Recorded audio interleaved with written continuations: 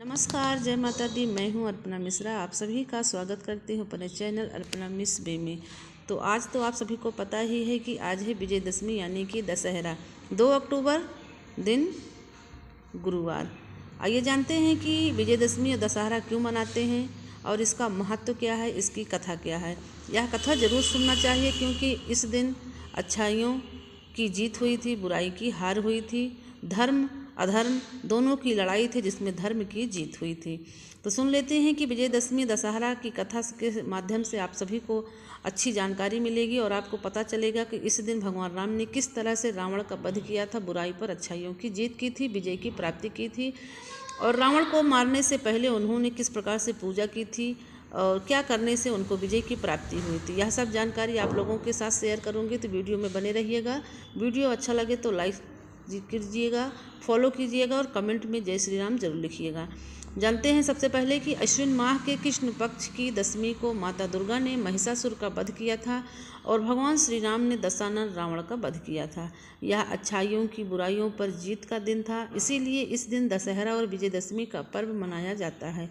यानी कि इस दिन जो है पूजा के साथ साथ माता दुर्गा और श्री राम की भी पूजा होती है और रात में रावण का दहन करके विजय उत्सव मनाया जाता है। दशहरा की कथा अब सुनते हैं कि वाल्मीकि रामायण के अनुसार अयोध्या के राजकुमार श्री राम को 14 वर्ष का वनवास हुआ था। उनके साथ उनका भाई लक्ष्मण और पत्नी सीता भी वन में रहते थे।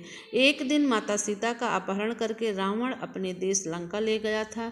भगवान राम ने ऋष्यमुख पर्वत पर अश्विन प्रतिपदा से नवमी तक आदि शक्ति की उपासना की थी। इसके बाद भगवान श्री राम इसी दिन किष्किंधा से लंका के लिए रवाना हो गए। प्रभु श्री राम ने हनुमान, सुग्रीव, जामवंत, अंगद और विभीषण की मदद से लंका पर हमला कर दिया। राम और रावण के बीच भयानक युद्ध हुआ। दशमी के दिन श्री राम ने रावण का वध कर दिया। रावण का वध करने के बाद से ही यह पर्व बुराइयों पर अच्छाइयों की जीत की खुशी में मनाया जाने लगा। विजयदशमी की कथा जान लेते हैं कि रंभासुर का पुत्र था महिषासुर, जो अत्यंत शक्तिशाली था। उसने कठिन तप किया था। ब्रह्मा जी ने प्रकट होकर कहा, वत्स, एक मृत्यु को छोड़कर सब कुछ मांग लो। महिषासुर ने बहुत सोचा और फिर कहा, ठीक है प्रभु, देवता, असुर और मानव किसी से मेरी मृत्यु ना हो। किसी स्त्री के साथ से मेरी मृत्यु निश्चित कर दीजिएगा, यही वरदान देने की कृपा कीजिए। ब्रह्मा जी ने कहा, योमस्तु कहकर उन्होंने लोक चले गए। वर प्राप्त करने के बाद उसने तीनों लोक पर अपना अधिकार जमा कर त्रिलोकाधिकारी पति बन गया। तब भगवान विष्णु ने सभी देवताओं के साथ मिलकर सबकी आदि कारण भगवती महाशक्ति की आराधना की। सभी देवताओं के शरीर से एक दिव्य तेज निकलकर एक परम सुंदर स्त्री के रूप में प्रकट हुई। हिमवान ने भगवती की सवारी के लिए सिंह दिया तथा सभी देवताओं ने अपने अपने अस्त्र शस्त्र महामाया की सेवा में प्रस्तुत किए। भगवती ने देवताओं पर प्रसन्न होकर उन्हें शीघ्र ही महिषासुर के भय से मुक्त करने का आश्वासन दिया। भगवती सिंह हिमालय पर पहुंची और अट्ठासपूर्वक घोर गर्जना की। महिषासुर के असुरों के साथ उनका भयंकर युद्ध छिड़ गया। एक एक करके महिषासुर के सभी सेनानी और सेवक मारे गए।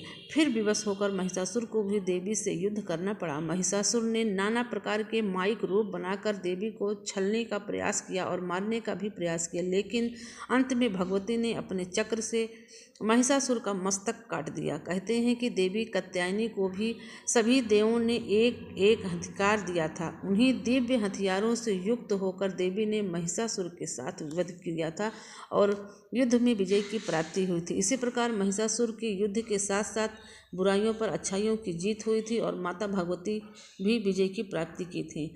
अब आइए जानते हैं कि दशहरा पर हम शमी की वृक्ष की पूजा क्यों करते हैं और सबसे पहले भगवान राम ने किस पेड़ की पूजा करके रावण का वध किया था जिससे उन्हें विजय की प्राप्ति हुई थी। तो वीडियो में बने रहिएगा और सुनिएगा जरूर। जय श्री राम लिखकर कमेंट में अर्जी जरूर लगाइएगा भगवान राम के चरणों में।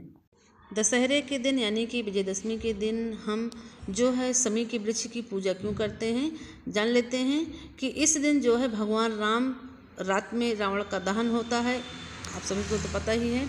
रावण दहन के बाद लोग एक दूसरे के घर जाकर गले मिलकर चरण छूकर अपने बड़ों का आशीर्वाद लेते हैं। दशहरे के दिन शमी के पत्तों को एक दूसरे को बांटते हैं, जिसे स्वर्ण के प्रतीक समझा जाता है। इसी पत्ते के वृक्ष की पूजा करने से शनि दोष के साथ ही सभी तरह के राहु और केतु के दोष भी मिट जाते हैं। दशहरे पर समी के वृक्ष की पूजा और उसके पत्ते क्यों बांटने का प्रचलन है, आइए जानते हैं। जब लोग रावण दहन करके आते हैं ना, तब एक दूसरे को समी का पत्ता एक स्वर्ण मुद्रिका के रूप में बांटते हैं। कहा जाता है कि दशहरे के दिन कुबेर ने राजा रघु को स्वर्ण मुद्रा देते हुए समी की पत्तियों को सोना का बना दिया था। तभी से समी के पत्ते की सोने के रूप में पेड़ माने जाने वाला पूजा होने लगा। यह भी कहते हैं कि श्री राम ने रावण से युद्ध लड़ने से पहले समी के वृक्ष की पूजा की थी। श्री राम ने युद्ध में विजय होने के बाद अयोध्या वासियों को भी स्वर्ण दान में एक समी का पत्ता दिया था। इसी के प्रतीक स्वरूप परंपरा से अब समी के पत्ते की एक दूसरे में बांटा जाता है और शाम के टाइम इनकी पूजा होती है। समी के वृक्ष के नीचे जो भी भक्त जो है घी का दीपक जलाता है, धूप दीप करता है, शनिदेव भगवान राम प्रसन्न होते हैं और उनको भी विजय की प्राप्ति होती है। भगवान राम की तरह जो भी भक्त कोई भी काम करने से पहले यदि वह जाता है, यदि विजयदशमी के दिन करता है तो बहुत ही शुभ होता है। समी के वृक्ष की पूजा करके जाएगा तो उसे विजय की प्राप्ति जरूर होती है, यानी कि जिस काम के लिए जाता है उसे उस काम में सफलता जरूर मिलती है। पांचों पांडवों ने भी अज्ञातवास के दौरान ही अस्त्र शस्त्र समी के पेड़ में ही छिपा कर रखा था। इन्हीं कारणों से दशहरे पर समी की बांटने की पूजा यानी कि पत्तों की बांटने की पूजा का प्रचलन हो गया है। दशहरे के दिन इनकी पूजा करने से कई तरह के संकटों से व्यक्ति बच भी जाता है, हर क्षेत्र में इनको विजय की प्राप्ति भी होती है। और समी के वृक्ष की पूजा करने से सभी प्रकार के ग्रह संबंधी दोष भी समाप्त हो जाते हैं। विजयदशमी के दिन समी वृक्ष पूजा करने से घर में तंत्र मंत्र का असर बिल्कुल खत्म हो जाता है। समी वृक्ष की पूजा का मंत्र भी कई प्रकार के हैं। शांति, सुख, समृद्धि की प्रतीक भी मिलता है। घर के संकट मिट जाते हैं। समी के पत्ते तोड़ना नहीं चाहिए आज, लेकिन नीचे गिरे ताजे पत्ते को अपने पास संभाल कर रख लेना चाहिए। एक दूसरे में बांटना भी चाहिए। भगवान शिव को भी चढ़ा देने से घर में आ रही सभी बाधाएं दूर होती हैं। इस प्रकार से यदि आप समी की वृक्ष की पूजा यदि आप करेंगे तो भगवान राम प्रसन्न होंगे। भगवान राम के प्रसन्न होने के साथ साथ शनिदेव महाराज, कुबेर महाराज सब प्रसन्न होते हैं और आपके जीवन की आ रही बाधाओं के संकट को मिटा देते हैं और अपनी कृपा दृष्टि हमेशा आपके ऊपर बनाए रखते हैं। तो आप लोगों को यह जानकारी और यह कथा भगवान राम की समी की वृक्ष की पूजा किस प्रकार करते थे, यह सब जानकारी अच्छी लगी हो तो वीडियो को लाइक, सब्सक्राइब करना, कमेंट में जय श्री राम लिखना। राधे राधे, जय श्री कृष्ण। आप सभी को भी विजयदशमी की हार्दिक शुभकामनाएं।